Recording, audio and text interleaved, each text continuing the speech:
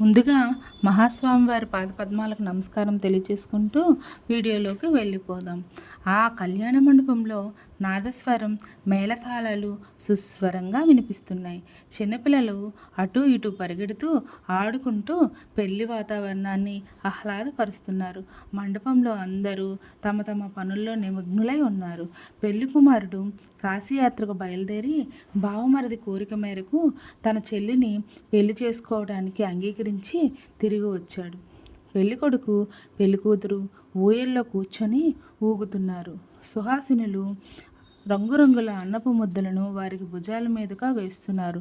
తరువాత ఇద్దరూ ఒకరి చేతులతో ఒకరు పట్టుకొని కళ్యాణ వేదికను ఎక్కి కూర్చున్నారు.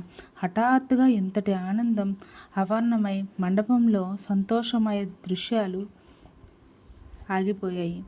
ఏం జరిగింది? అక్కడ కూర్చున్న పెళ్లి కుమార్తె హఠాత్తుగా కళ్ళు తిరిగి కుప్ప కూలిపోయింది. వెంటనే ఆ అమ్మాయిని మూర్ఛ వచ్చింది. కాళ్ళు చేతులు కొట్టుకోవడం ప్రారంభించింది. నోటి నుండి నురగ రావడం మొదలైంది. అమ్మాయి తల్లిదండ్రులు భయపడుతున్నారు. ఏం చేయాలో పాలుపోక ఇరు కుటుంబాల వాళ్ళు ఆందోళన చెందుతున్నారు.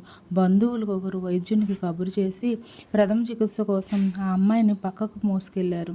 తర్వాత ఏం జరిగింది? వివాహం జరిగిందా? అందరిలోనూ ఇదే ప్రశ్న. భగవంతుడా, ఎంతటి విషం పరీక్ష! అలా మూర్ఛ రావడం ఆ అమ్మాయికి ఇదే మొదటిసారి. మరి ఆ అమ్మాయి భవిష్యత్ ఏంటి? ఇరు కుటుంబాల వారు పరమాచార్య స్వామివారి భక్తులు. లగ్నపత్రిక ముద్రించడానికి ముందే స్వామివారి అనుగ్రహం అనుమతి పొందారు. మరి ఇప్పుడు ఎందుకు ఇలా జరిగింది?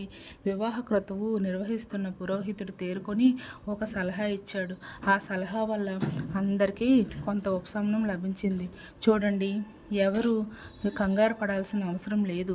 ముహూర్తానికి ఇంకా చాలా సమయం ఉంది. మనందరం పరమాచార్యుల వారే రక్షకులం.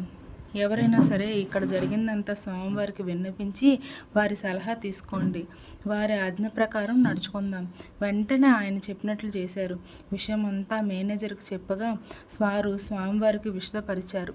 స్వామివారు కొద్దిసేపు మౌనంగా ఉన్నారు. తర్వాత మేనేజర్తో, ఆ అమ్మాయి కులదైవం మహామాయి అమ్మవారు. ఆ అమ్మవారిని ప్రార్థించి అమ్మాయి తలకు కొన్ని వేపరమ్మలు ధరింపచేయమని చెప్పు. వెంటనే స్వస్థత చేకూరుతుంది అని చెప్పారు. మేనేజరు ఆ విషయాన్ని ఫోన్లో ఆ అమ్మాయి తల్లిదండ్రులకు చెప్పగా పెళ్ళికూతురు తల్లి వారి కులదైవం అయిన మహామాయిని ప్రార్థించి కొన్ని వేపరమ్మలు అమ్మాయి తలకు గుచ్చి ఆశ్చర్యకరంగానే వెంటనే అమ్మాయి లేచి స్పృహ వచ్చి లేచి కూర్చుందంట. అబ్బాయి తరపు వారు కూడా పరమాచార్య స్వామివారికి భక్తులొకటి వలన ఎటువంటి ఆక్షేపణ చెప్పలేదంట. పరమేశ్వరుని అనుగ్రహం వలన సరైన ముహూర్తానికే చక్కగా వివాహం జరిగింది. మిగిలిన అన్ని కార్యక్రమాలు పూర్తి చేసుకొని రెండు కుటుంబాల వారు కంచికి ప్రయాణమయ్యారు. పెరియవ అనుగ్రహం వల్ల పెళ్లి సాఫీగా జరిగిపోయింది అని అన్నారు. ఇరు కుటుంబాల వారు పెద్దలు వినయంతో అందుకు స్వామివారు మహామాయ అమ్మవారి అనుగ్రహం వల్ల చక్కగా జరిగింది అని చిన్నగా నవ్వారు.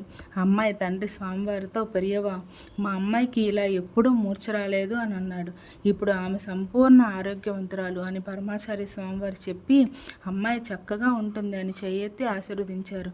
అంతకంటే కావాల్సింది ఏముంది? అపార కరుణా సింధుం జ్ఞానదం శాంతరూపిణం శ్రీ చంద్రశేఖర గురుం ప్రణమామి ముదాన్వహం.